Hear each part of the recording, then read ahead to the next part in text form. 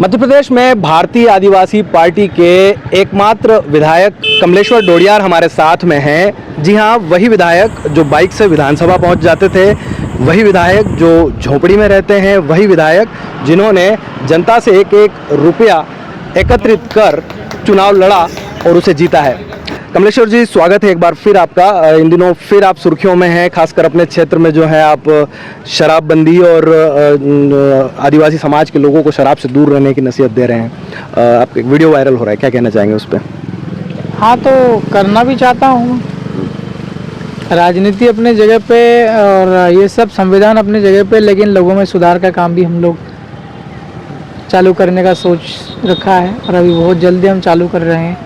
समाज में सुधार लाना, चाहे नशा मुक्ति हो, चाहे किसी प्रकार के अपराध जैसी चीज़ें हो, चाहे एजुकेशन को बढ़ाना हो, पढ़ाई लिखाई, समाज में सुधार के ऊपर हम लोग काम करना चालू करने वाले हैं।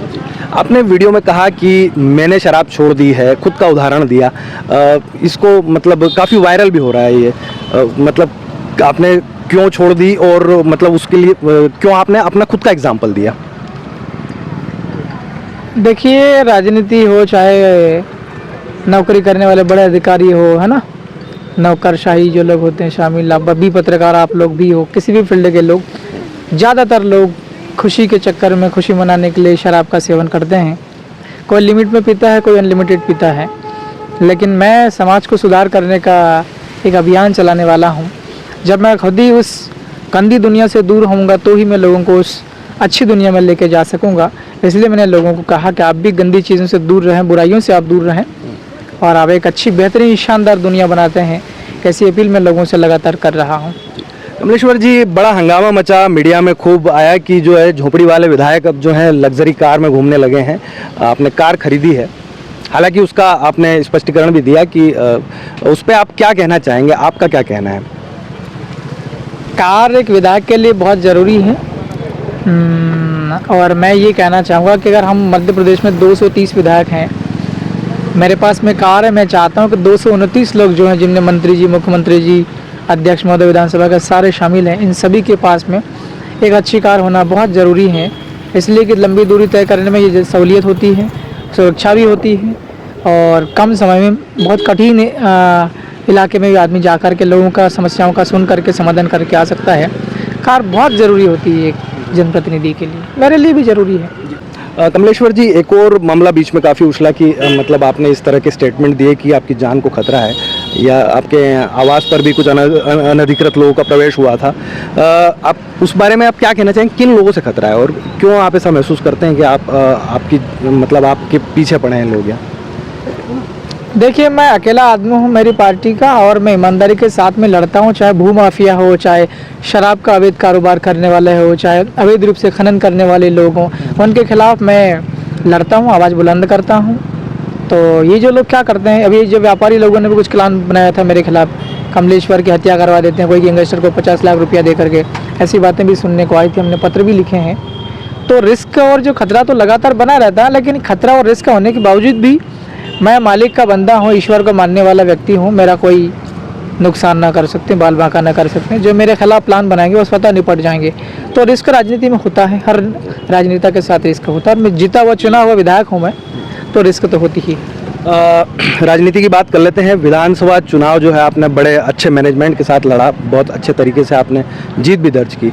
लोकसभा चुनाव अब आने वाले हैं और आपकी जो स्ट्रेटजी है इसको लेके भारतीय आदिवासी पार्टी और जो आपके आदिवासी संगठन भी हैं, क्या आप लोगों की तैयारी है और किस स्ट्रेटजी के साथ आप जाएंगे? क्या आप खुद चुनाव लड़ेंगे या किसी को आप चुनाव लड़वाने वाले हैं? देखिए, मैं विधायक बनने के लिए पिछले 15 साल से मैं तैयारी कर रहा था, सन 2008 से, और पिछले 15 साल की तैयारी में विधायक बना हूँ। तो जो लोकसभा क्षेत्र हमारा रतलाम, झाबुआ, अलीराजपुर 3 जिले पड़ते हैं, 8 विधानसभा सीटें होती हैं।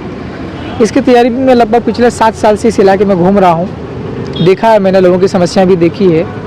और अभी आपका इंटरव्यू जैसे ही ख़त्म हो, मैं झाबुआ तरफ और अलीराजपुर भी जाने का सोच रहा हूँ। जो कुछ होगा अच्छा होगा, ऐसा मैं सोचा हूँ। एक आवाज़, मैं मध्य प्रदेश नया राज्य बनाने के लिए हम लोग लगातार मांग कर रहे हैं। यहाँ विधानसभा के अंदर में हमें जवाब में ये मिला कि हम आपकी जानकारी इकट्ठी कर रहे हैं। भील प्रदेश के लिए हमने अभी तक क्या कार्रवाई करी, मगर भील प्रदेश बनाने की अल्टीमेटली जो है वो संसद करता है, तो हमें संसद भी एक व्यक्ति को भेजने की ज़रूरत है। हम लोग उम्मीदवार ढूंढ रहे हैं, कोई भी आदमी लड़ने को तैयार नहीं हुआ मध्य प्रदेश से। मैंने राजस्थान के लोगों को कहा कि आपके पास प्रभावशाली लोग हैं, आप लोग यहाँ पर दो और हम लोग जितवाने के लिए हम लोग मेहनत करेंगे, लोगों के बीच में जाएंगे। अभी तक कोई, सब लोग ठंडे ठंडे से हैं, तो फिर कोई नहीं मिलेगा। ऐसी स्थिति में मैं लोकसभा जाने के लिए पूरी तैयारी के साथ में मेहनत कोशिश करूंगा, अपने समाज के साथ में, अपने कार्यकर्ताओं के साथ, मेरी टीम के साथ। बीच में भाजपा में जाने की अटकलें भी हुई थी, हितानंद शर्मा जी से आपकी मुलाकात हुई है, पार्टी के बड़े पदाधिकारी हैं वो, उस पर आप क्या कहना चाहेंगे? क्या ऐसा संभव है कि किसी पार्टी में के टिकट पे भी कमलेश्वर चुनाव लड़ेंगे?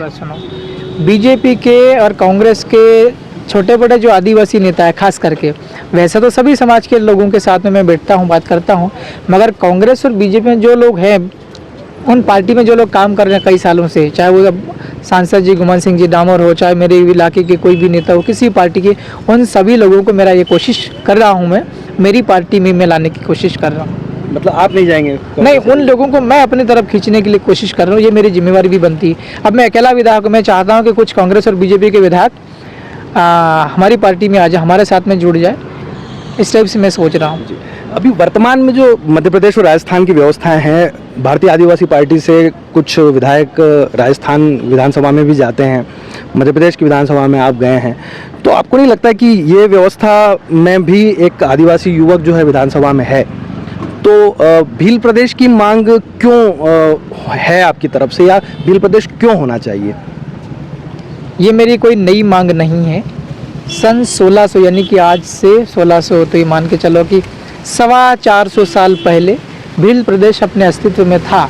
आज हम लोग इसको भील प्रदेश कहते हैं, पहले इसको भील कंट्री कहते थे। वो अखंड भारत जिसको लोग कहते हैं उसी का हिस्सा था, मगर अपने आप में एक टेरिटरी था भील कंट्री के नाम से।